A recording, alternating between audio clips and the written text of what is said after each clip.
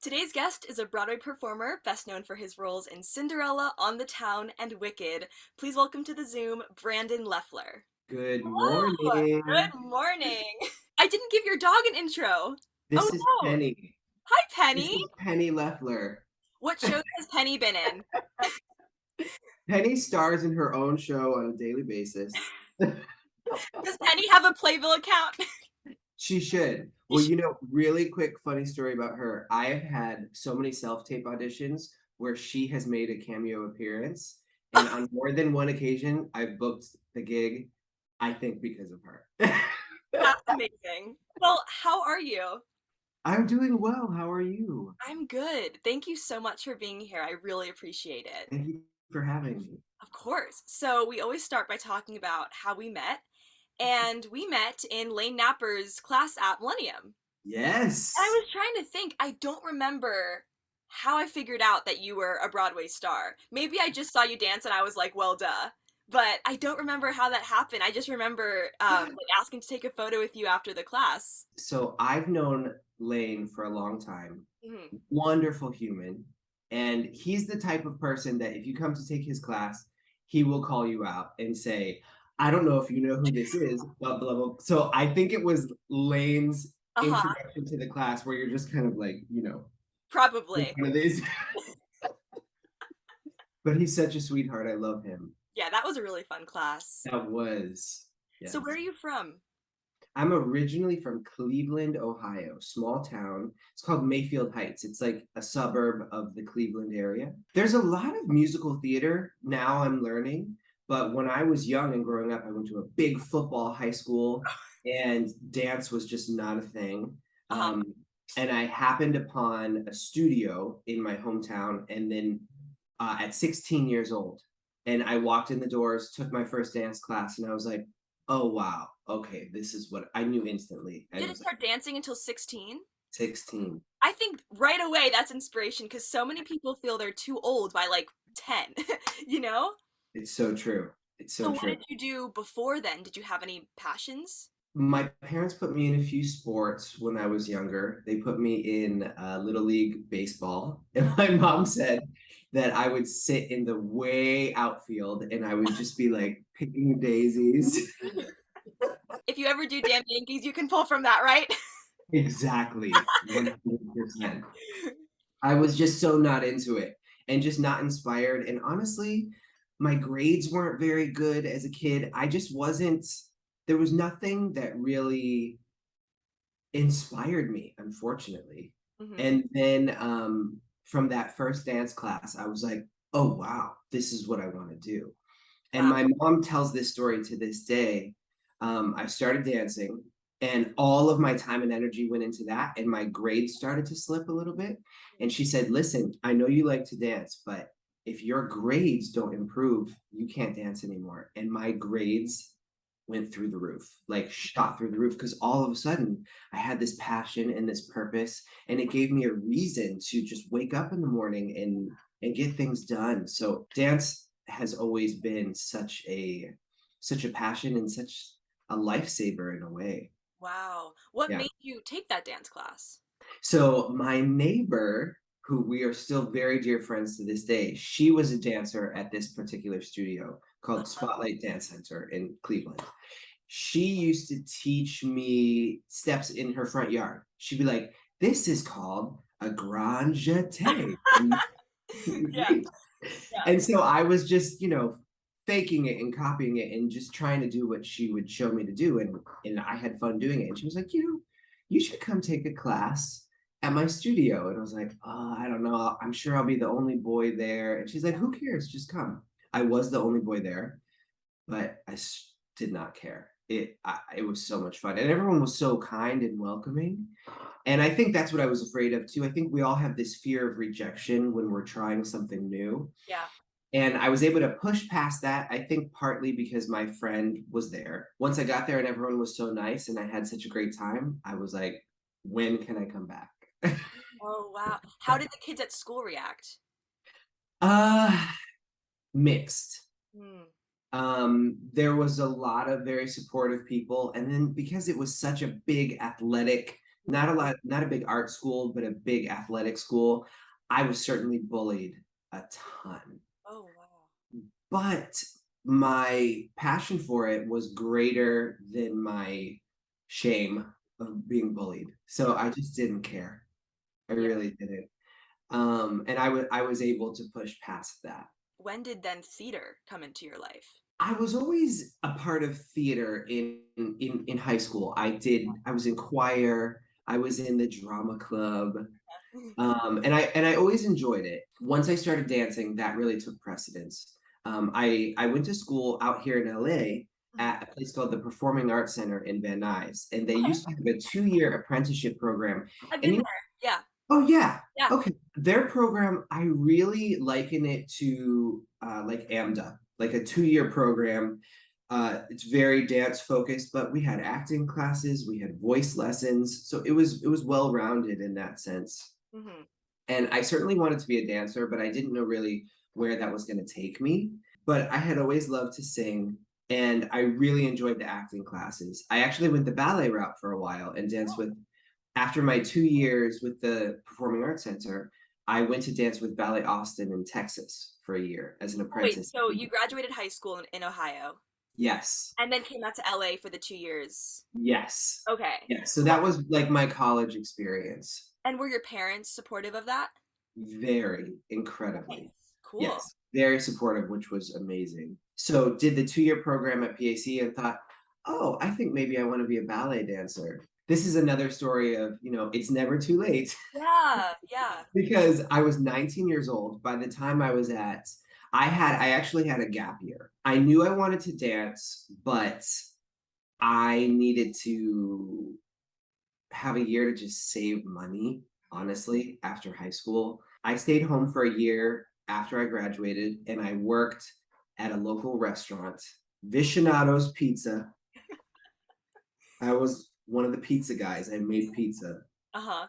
I worked every day during the day, and then I went and just took dance classes all night, every night for a full year Wow. after high school, just to save up money to be able to go to LA to go to school. And my first year at PAC in Van Nuys, American Ballet Theater came through town, and they were doing Les Corsaires at the Music Center. Mm. And my director of my school said, if you want to go audition to be one of the supers, they're having auditions. And for those that don't know the ballet world, a super is basically an extra. Hmm.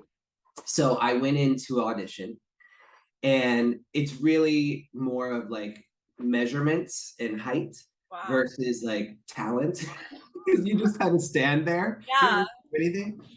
Yeah. But I went and I was the right height. So I was cast as a super, like standing guard in Le Corsaire. But the amazing thing was, I got to stand in the wings and watch these world class ballet dancers do their thing. Yeah. I hadn't been exposed to a lot of professional level ballet like that. And I just remember standing in the wings and just tears streaming down my face because it was the most beautiful thing I had ever seen. Truly. Angel Correa, I'll never forget. He was one of the principal male ballet dancers at the time. And I was just blown away. And I thought, oh, wow, maybe I want to do that. Maybe I want to be a ballet dancer. So Mm. at 19 years old, I went to the director of my school and I said, I think I want to be a ballet dancer. What do you think it was that sparked so much emotion watching them dance? The passion attached to the enormous classical music, these huge orchestrations, this music that would just sort of wash over you and take you on this journey to like another world. Yeah. And then dancing that could match that music, Yeah. it it just blew me away. And you can see when you watch a professional ballet dancer, you can see all the work. You Mhm. can see the years of discipline and effort that goes into creating all of those lines. And for me, it was just I wanted to be a part of that. What a blessing it is to have something in life that you feel that deeply about. Absolutely, 100%. So I went to my director and I said, I think maybe I want to be a ballet dancer. Because the program that I was in was geared towards commercial dance. You know, being here in Los Angeles, a lot of the dancers there went into television and film, or maybe dancing for an artist, something along those lines. It wasn't really a ballet program. Mhm. But I said, I think I want to be a ballet dancer. And they had a great ballet program. And they said, okay, you have a lot of work to do. You have Uh-huh. a lot of catching up to do. But if that's what you want to do, great, we'll support you. So my class load went from mostly jazz and hip hop and tap to ballet, ballet, ballet. Wow. And because I had a lot of catching up to do, it was, 8-year-old little girl ballerina, 8-year-old little girl ballerina, me, then Oh. another 8-year-old at the bar. But Uh-huh. I knew that's what I had to do. So I was ready and willing to just put the work in. And it was a really intense couple of years. But then I ended up getting into Ballet Austin, and I got to live that dream for a little while. Wow. What was that experience like? It was incredible. I really enjoyed working with them because they have a great balance of contemporary ballet and classical ballet. They do their Nutcracker every year, super classical. When I was there, we did Cinderella, which was also super classical, but then we did Hamlet, which was very contemporary, and we brought in Desmond Richardson to play Hamlet. Wow. I mean, incredible. Yeah.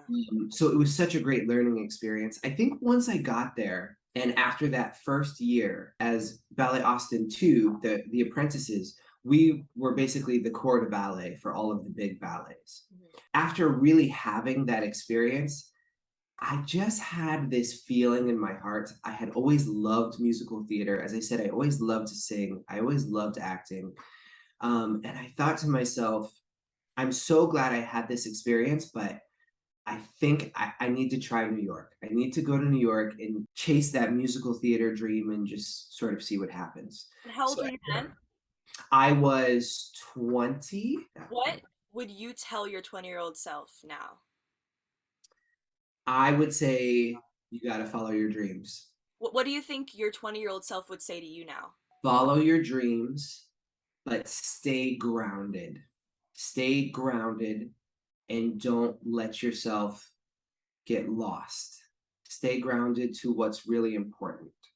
And how do you do that? Surrounding yourself with people that are going to be a good influence on you. Don't just assume that you can power through. I think that who you surround yourself is very important. The choices that you make on a daily basis are very important. Mm. I say this just to get, honestly, just to get right into it without beating around the bush. I'm sober, and sobriety is a huge part of my journey as a performer. I was a Broadway dancer for many years and got caught up in the nightlife lifestyle that can happen with a Broadway show schedule. You know, you work nights, the shows are at night, and then oftentimes you get out of the show and everyone goes to the bar, and it's very easy to get sucked into that lifestyle because it feels like, oh, everybody's doing it. Mhm. And then for me, what happened after a time period, it became, no, not everyone's doing it, just you're doing it. Again and again and again and again. And then unfortunately, after a time of that, I really lost myself Mm. to that, to the point where I had to leave. I had to leave the business. I had to leave New York. I had to move back home to Cleveland with my parents and just take some time to really recenter and reprioritize. I think the biggest takeaway for me in that experience was I had to lose everything in order to remember what was really important. I think I had gotten so used to finding my validation in my latest job. Mm. I was always, as soon as I would get one Broadway show, I was working towards getting the next one. Yeah. And so, what made me feel like I was a worthy human being was my resume, Hmm. was whatever project I was currently working on. And to lose everything and to move back home to Ohio and to be with my family and be surrounded by my family members who love me for just existing, Mm. for just being on this planet. It was such a great reminder of what's important and who's important. And then from there, once sobriety became my priority and I surrounded myself with my family and people who love me just for being me, I was able to then rebuild and then rejoin the working world and come back to dance and come back to Broadway and musical theater from a place of strength and from a place of knowing my worth Mm. more than just what I do for a job. That's beautiful. Thank you for sharing that. Oh, absolutely. I try to be very open and vocal about it because if my experience can help someone else, Yep. worth it. I will tell the story over and over and over again, which is interesting because when I was first dealing with alcoholism and addiction issues, I didn't want anyone to know. It was so shameful. It was so embarrassing. It was just a topic that, you know, I didn't want anyone to know. So it's so interesting that being on the other side, I shout it from the rooftops Mm. because it's nothing to be ashamed of. Yeah. We all have our challenges, we all have our issues, and it's not how many times you're knocked down, it's just getting back up. Mm-hmm. If my story can help someone to make a different choice, I'll tell it 1 million times. On that topic of getting back up, how do you deal and how did you deal with rejection? Mm.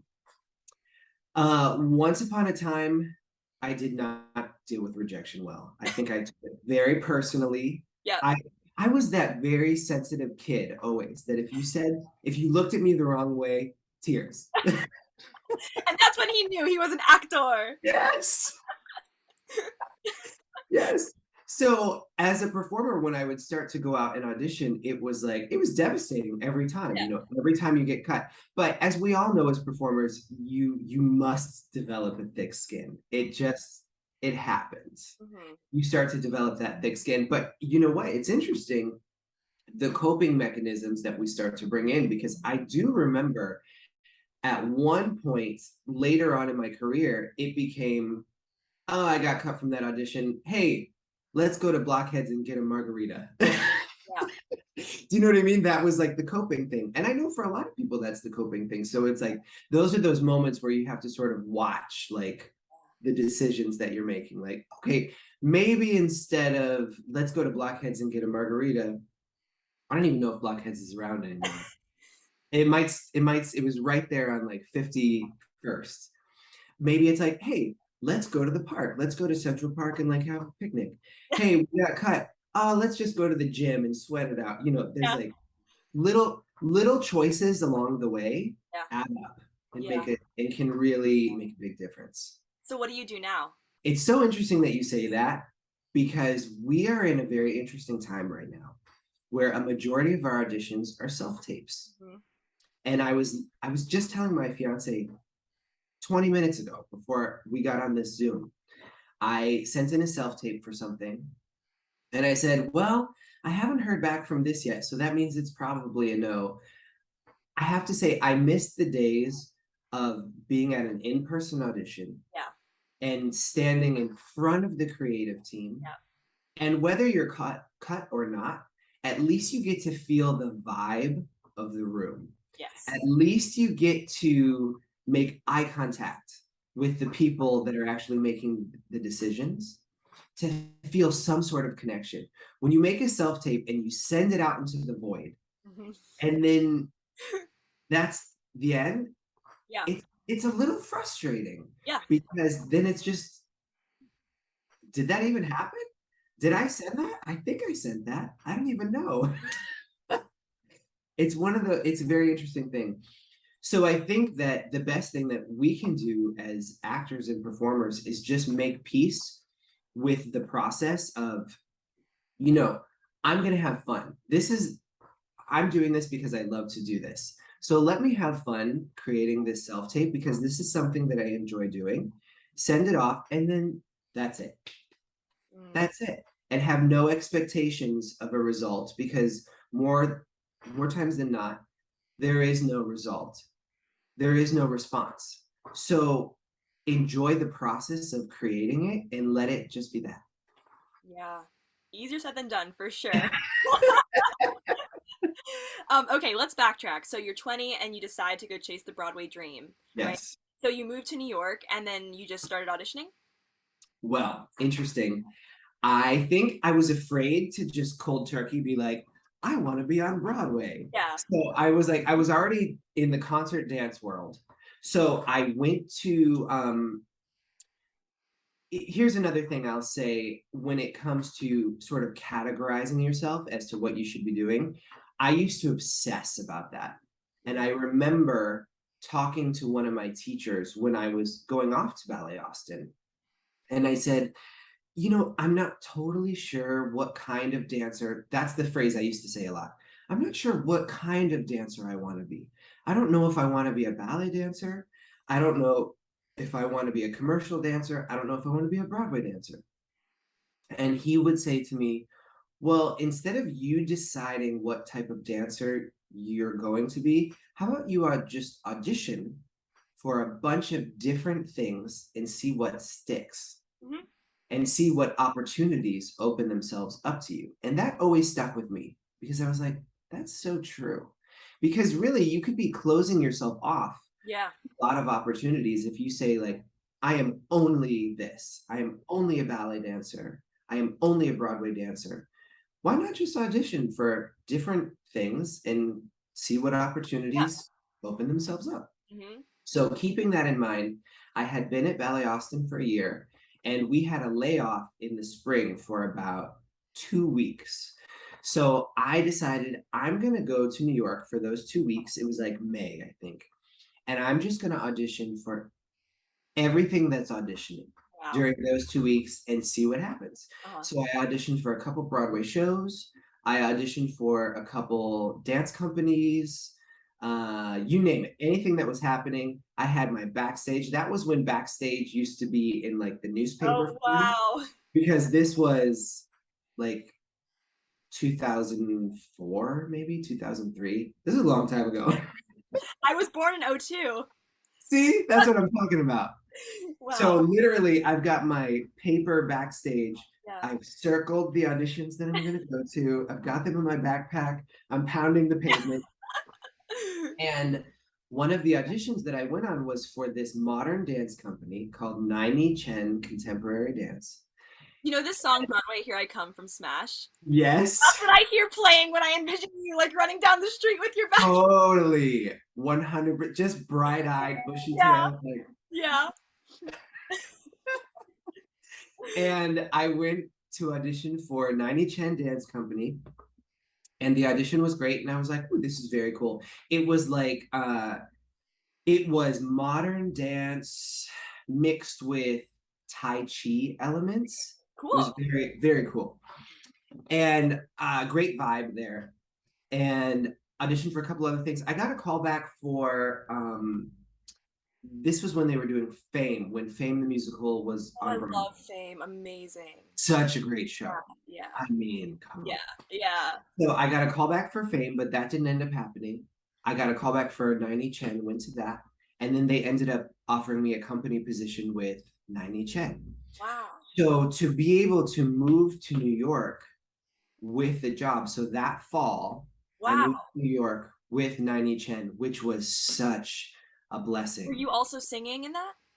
No, Okay. dancing This is straight only, dancing only. And I still had the Broadway dream, but I was like, a job, an opportunity to come to New York with a job as a Yeah. dancer.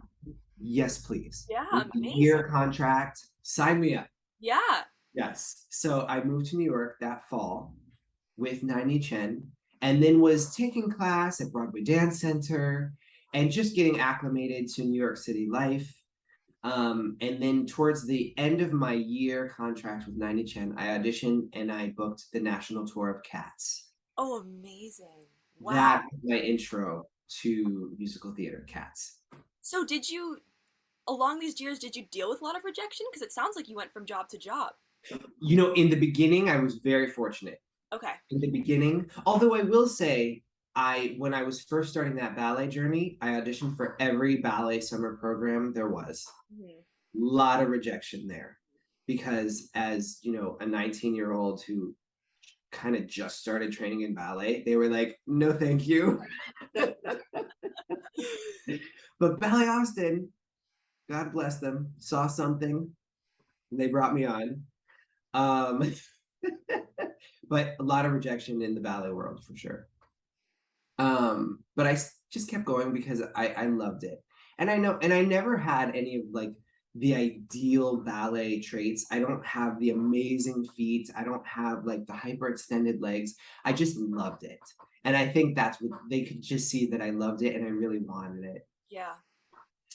Um, but yeah, Cats was my intro to musical theater. Wow. Yes. Were you training and singing? I was. Okay. I was. I was taking voice lessons. Um, it's interesting though. I say that my BFA in music theater was a chorus line.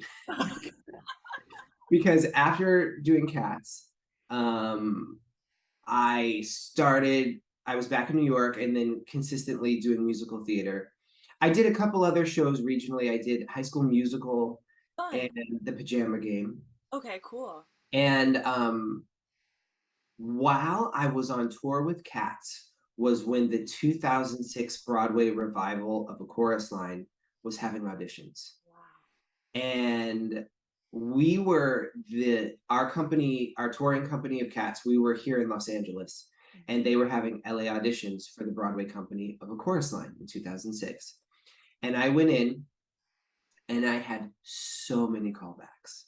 So many callbacks. They had me read for so many different people.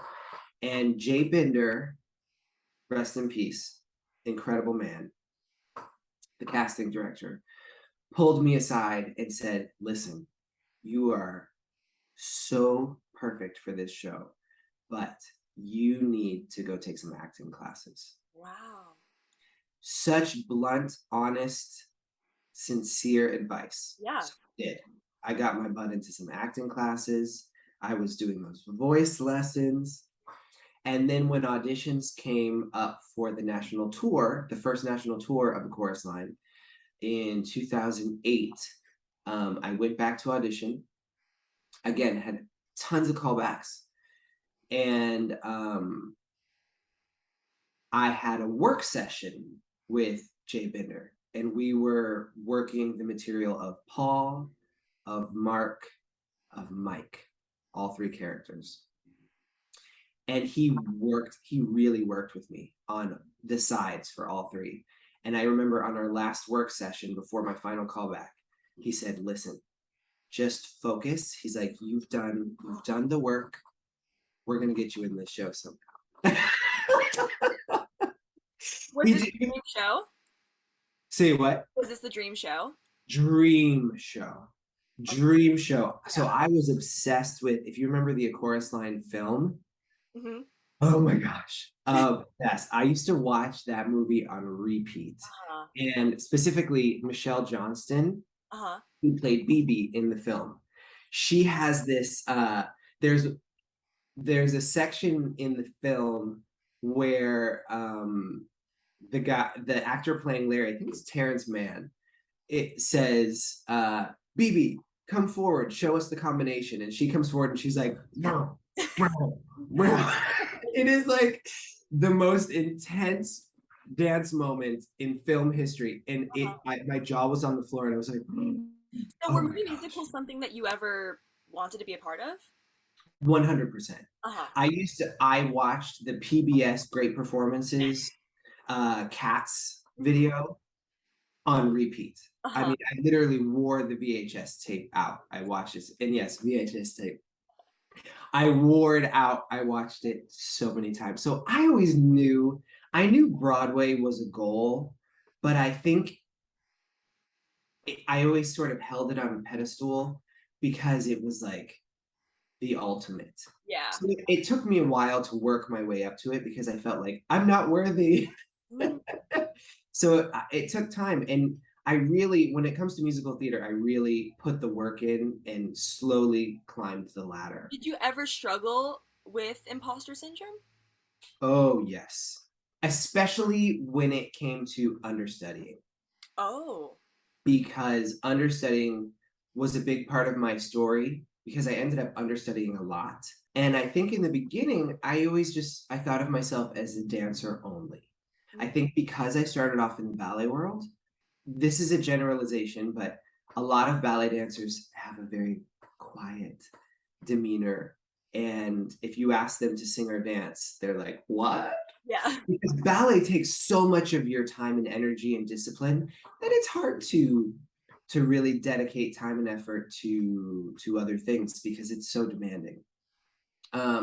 So it took me a minute to break out of that ballet shell a little bit, to be comfortable with really speaking and Hmm. singing and Yeah. not just being in the ensemble, but stepping down center and singing and acting, and that's what a chorus line did for me. So I ended up after those work sessions with Jay Binder, I ended up booking the national tour. As when we first started, I was Frank, who's one of the cut dancers. He's Hmm. the headband boy that's looking down all the time. But then I understudied Larry, Mark, Mike, and Paul. Wow. So that's why I call a chorus line my BFA in musical theater. Did you have to leave Cats early to do a chorus line? No, I was with Cats for about a year and Mhm. then came back to New York and I worked regionally. I did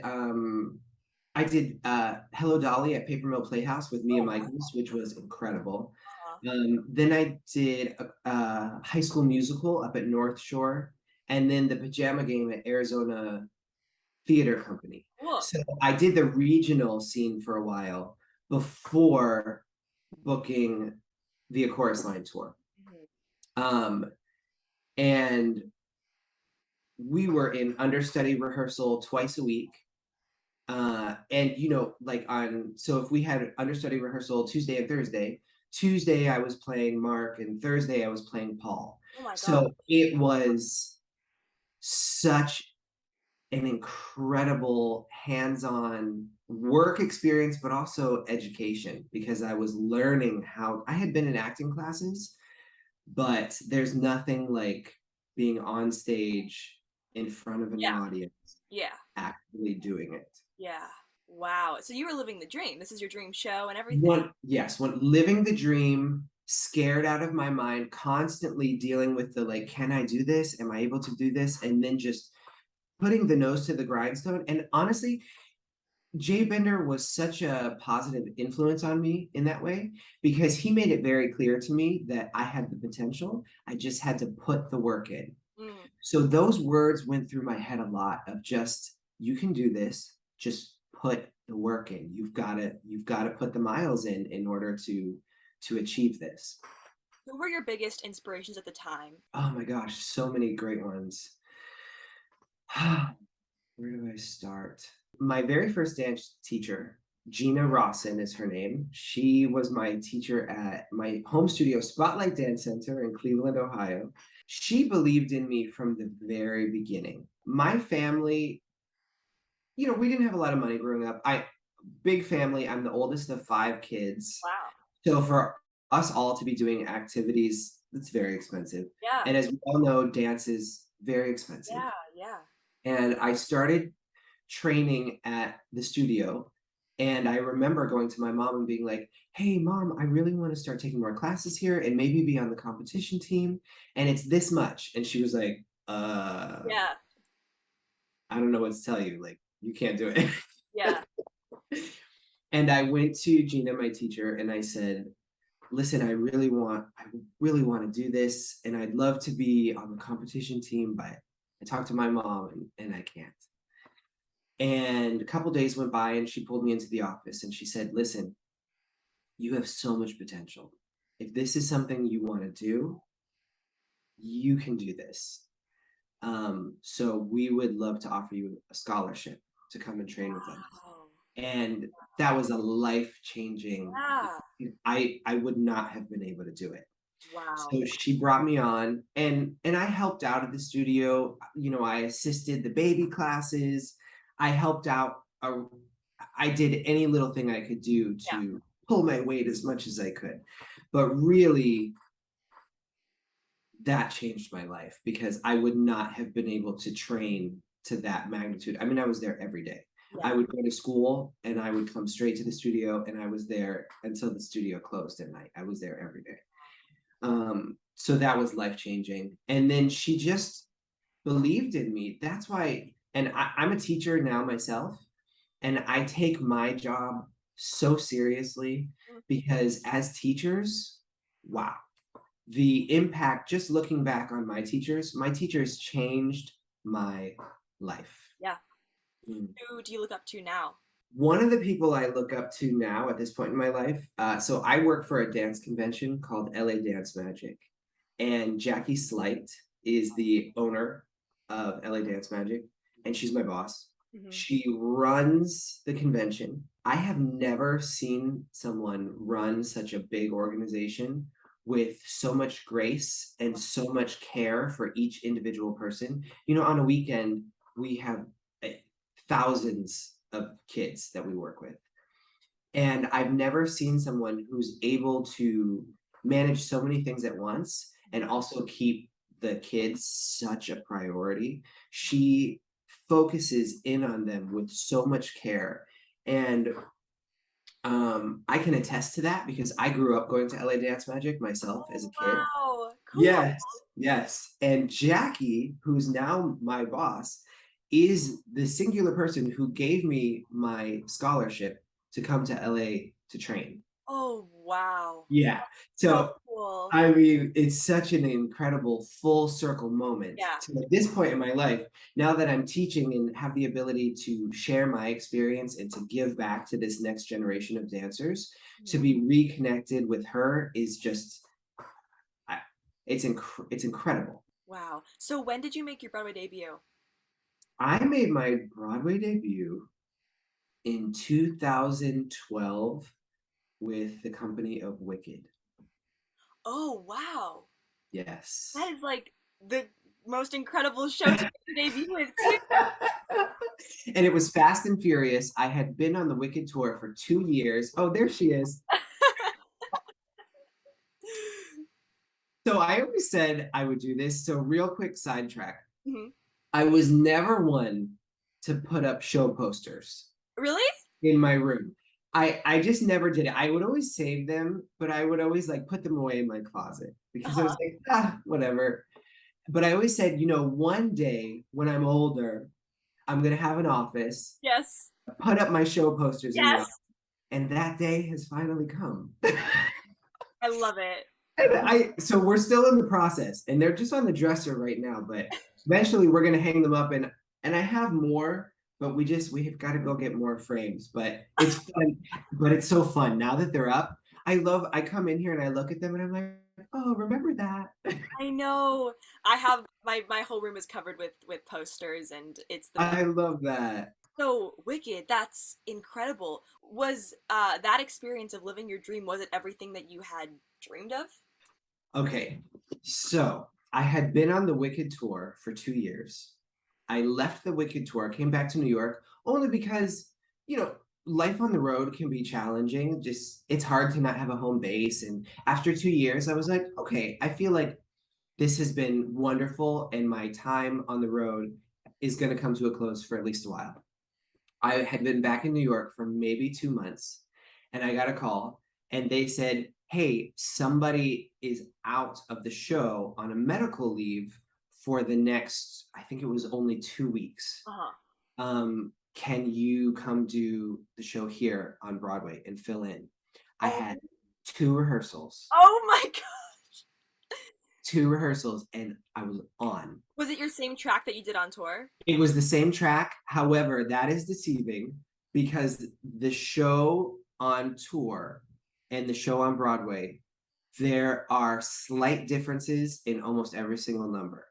Oh my, So it was the same show, but everything was yeah. slightly different. And on Broadway, the show is on a rake. So the show is on an incline. Oh my God, you had two rehearsals? That's crazy. I've never sweat more in my life, like just drip sweating, Uh-huh. so nervous. I barely remember my debut because it was just like, go here, go here, go here, stand on this number. But it was incredible. It was so, I mean, just so incredible, so exciting. And it was quick. It was 2 weeks and it was done. Mm.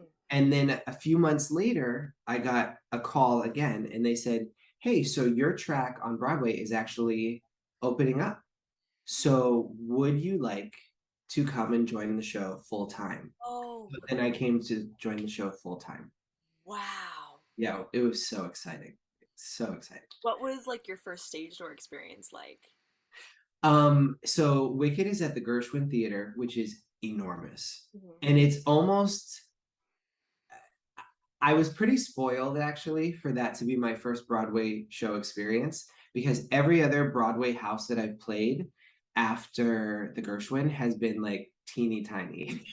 Yeah. The Gershwin's huge. Mhm. I mean, they have their own enormous rehearsal room, even. Like all of our rehearsals at Wicked are in-house. It's everything's in the building. It's Yeah. incredible. Where for most other Broadway shows, you know, you go to Ripley Greer or Pearl, or you go to a rehearsal space for your rehearsals Yeah. because there is no rehearsal space and everything is super tiny and small. Yeah. So the Gershwin, my first experience was, wow, this place is enormous. It's like a castle. I think I got lost trying to find the dressing. Oh my gosh. So it was a little overwhelming. Also, Wicked has been at the Gershwin for 15 years now. So it's very settled. Everything is it's very homey. Everyone's dressing room stations are so decorated and there's photos everywhere and it's a very homey family feel. Who was your Elphaba? When I first joined, it was Jackie Burns, Okay. which was incredible because Jackie Burns was my first Elphaba on tour. Oh, cool. Yeah, so that was very cool. Yeah. Wow. So at this point in your life, you've checked so many dream boxes. Mm. What are the dreams now? Well, you know, I moved out to, so when COVID hit, I was on tour with My Fair Lady, Okay.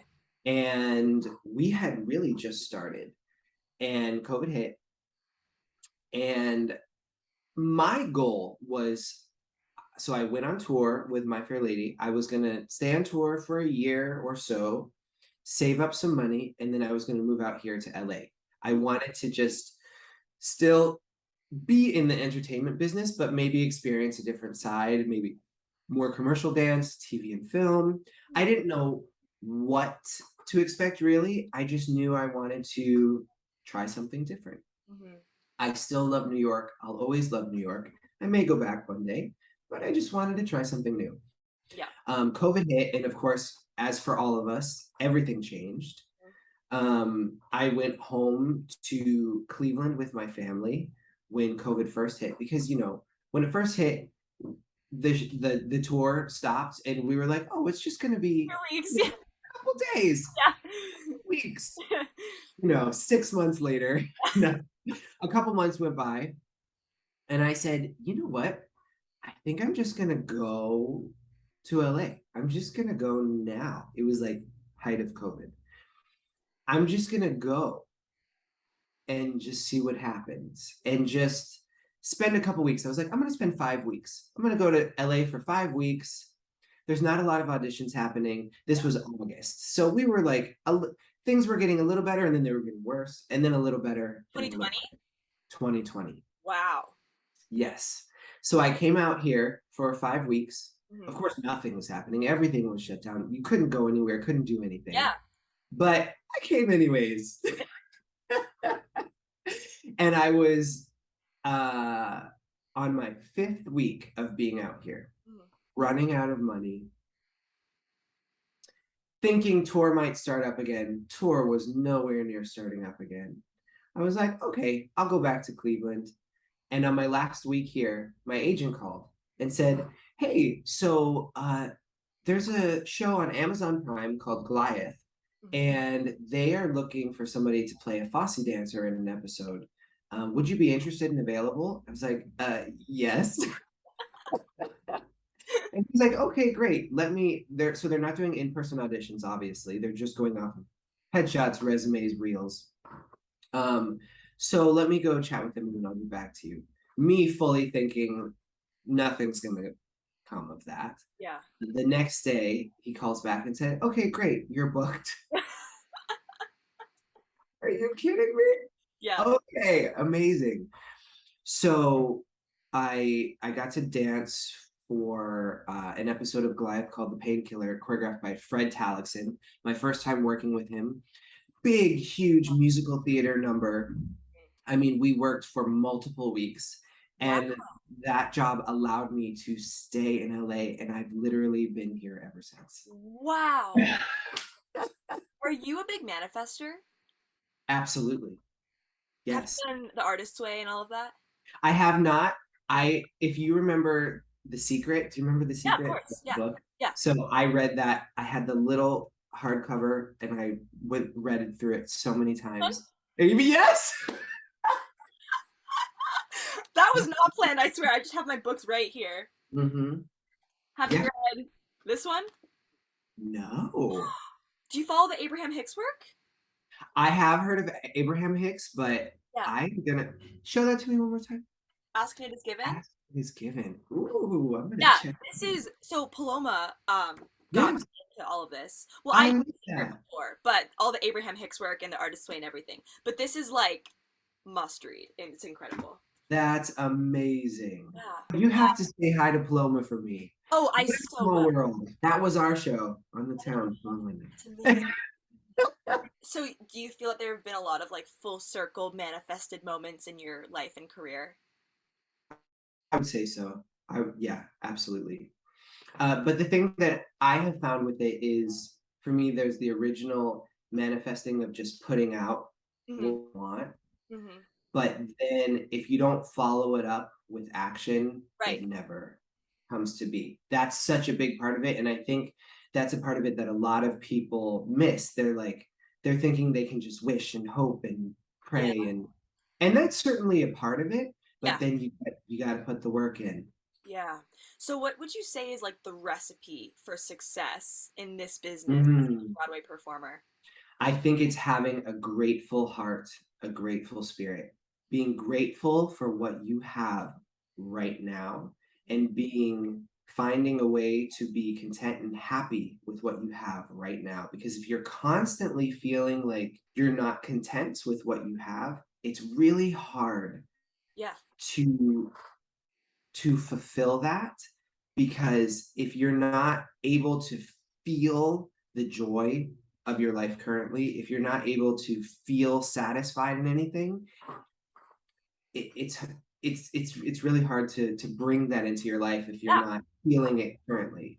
I found it to be really hard, like you were saying before. You're in a Broadway show and you're just auditioning for the next, and everyone's talking about what's next. So, how do you stay present and grounded when you're still like dreaming so big and working towards the next goal? Yeah.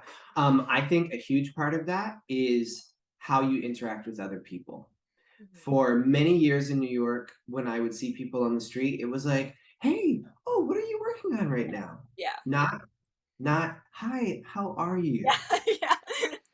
Yeah. How have you been? Hmm. How are you doing? Hmm. Not, what are you working on right now? Because that immediately implies that what is valid in you is what you're doing for a job. Hmm. And that is so backwards. Hmm. So I think placing the importance on, hi, how are you as a person, as an individual, that to sort of flip that. And so for me, as I'm moving forward in like manifesting and praying and bringing blessings into my life, it's like, okay, how am I as a human? How is my Yeah. spirit right now? Right. And then what's amazing is how that translates to my Right. work as an artist, because Yeah. all of a sudden it's coming from a completely different place that's based in something real and true and good. Yeah.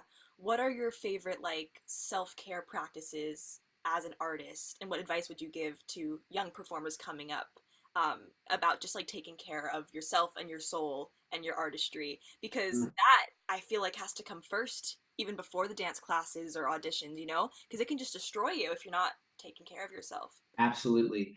I think so. There's a saying that my friend would always say: drink your water, get your rest, Hmm. save your coins. Uh-huh. And three very simple things: drink your water, get your rest, save your coins.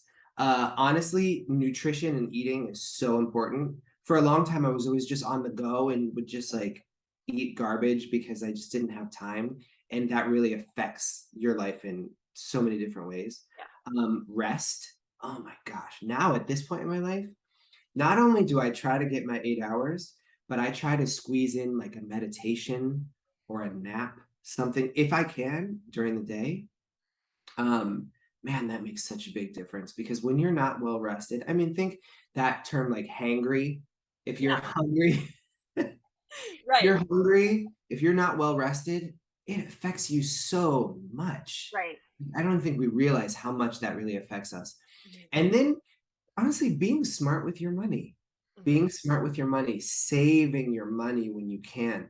And that's something I would tell to my 20-year-old self too. Save your money. My first big tour, the first time I was making money in my life, all I bought was what I went out to eat and I bought clothes and I didn't save a dime. Oh no. And then I got back to New York and I was like, oh my gosh, I can't even go take a dance class because I have $0. Right. So I had to learn the hard way. So then on other tours, I was like, okay, save your money so that when you're back in New York and you don't have a job, you can actually afford to live. It is good to hear this because you can learn by trial and error and go through a really tough time, or you can, I'm gonna say it one more time: drink your water, get your rest, save your coins, because wow, it makes a big difference. Where do you see yourself in 10 years? Having a family, I see myself being a dad. Hmm. I see myself continuing to perform, continuing to teach, choreographing more. I've been getting really into ballroom dancing. Ballroom dance has become my adventure here in Los Angeles. Wow. Um, it's very cool at this point in my life to be doing something completely new. Hmm. Uh, and I hope that I continue to do that. In 10 years from now, I see myself having a family and continuing to push myself and try new things. Do you want to be on Broadway again? Absolutely. Well, I always end with this question, and it's a little heavy, but I just think it's really thought provoking. What do you want your legacy to be? Mm. I would like for my experience, strength, and hope Hmm. to impact other people's lives in a positive way. I would like for my story in some way to help someone else, even if it's one person. That's all.